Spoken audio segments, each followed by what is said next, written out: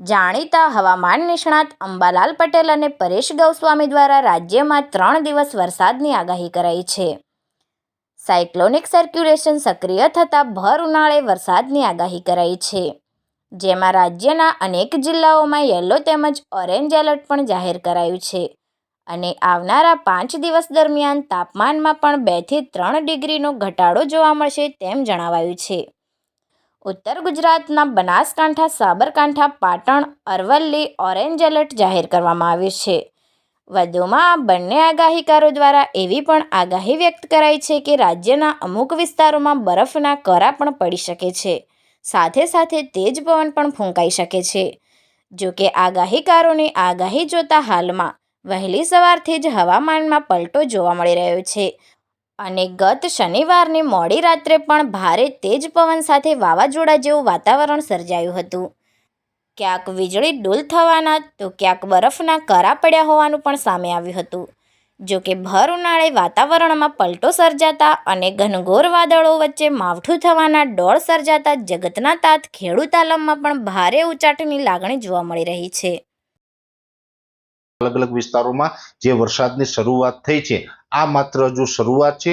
હજુ આવનારા દિવસમાં આપણે તીવ્ર માવઠું પડે તેવી પણ શક્યતાઓ છે. ખાસ કરીને તીવ્ર માવઠું છે એ તારીખ 5, 6, 7 અને 8 આ 4 દિવસ દરમિયાન આપણે માવઠું છે થોડુંક ભારે પડશે ને ભારે માવઠું એટલે કે જે વિસ્તારોની અંદર થંડરસ્ટોર્મ એક્ટિવિટી થશે ત્યાં ગાજવીજ અને પવન સાથે થશે અને જ્યાં થંડરસ્ટોર્મ એક્ટિવિટીમાં ગાજવીજ થશે ત્યાં 2 થી લઈને 4 ઇંચ સુધીના પણ વરસાદો પડે તેવું એક અનુમાન છે. ખાસ કરીને 5 તારીખથી લઈને 8 તારીખ સુધી તો રાજ્યમાં મોટાભાગના વિસ્તારોની અંદર ભારે માવઠું થવાનું છે. પછી 9 અને 10 તારીખે હળવા ઝાપટા સાથે આ માવઠાની સમાપ્તિ થશે. પણ જે આવનારા 4 દિવસ જેમાં વધુ માવઠું થવાનું છે, જેમાં ઉત્તર ગુજરાતના વાવ, થરાદ, બનાસકાંઠા, સાબરકાંઠા હોય, પાટણ, મહેસાણા જેવા વિસ્તારો છે, એ વિસ્તારોની અંદર પણ ભારે માવઠાની શક્યતાઓ છે.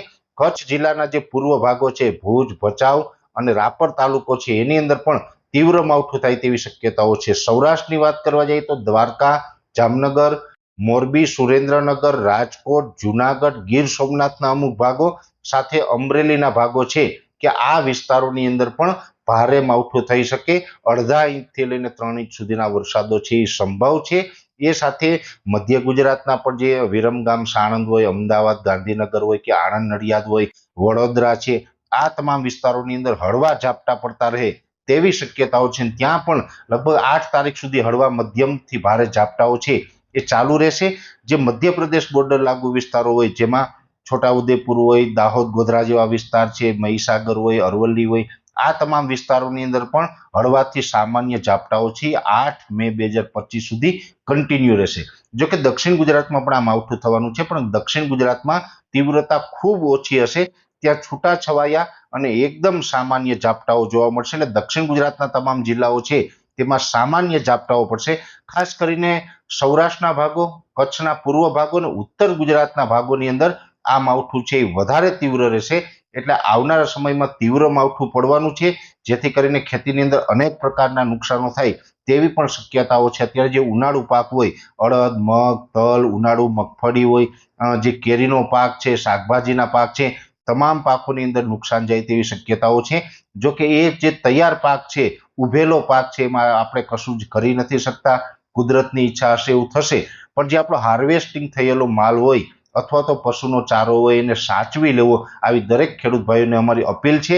અને બીજું, અત્યારે ઘણા બધા ખેડૂત ભાઈઓ છે પોતાનું જે જણસ છે એને યાર્ડમાં વેચવા જતા હોય તો 10 તારીખ સુધી આપણે યાર્ડોમાં માલ ન નાખવો જોઈએ. કેમ કે અત્યારે આપણે યાર્ડોમાં માલ નાખીએ તો વરસાદને કારણે ત્યાં પણ આપણો ખેડૂતોનો માલ પલળી અને નુકસાન થતું હોય છે. એટલે યાર્ડોની અંદર હમણાં 10 તારીખ સુધી માલને લઈને ન જવું, આવી અમારી દરેક ખેડૂત ભાઈઓને અપીલ રહેશે.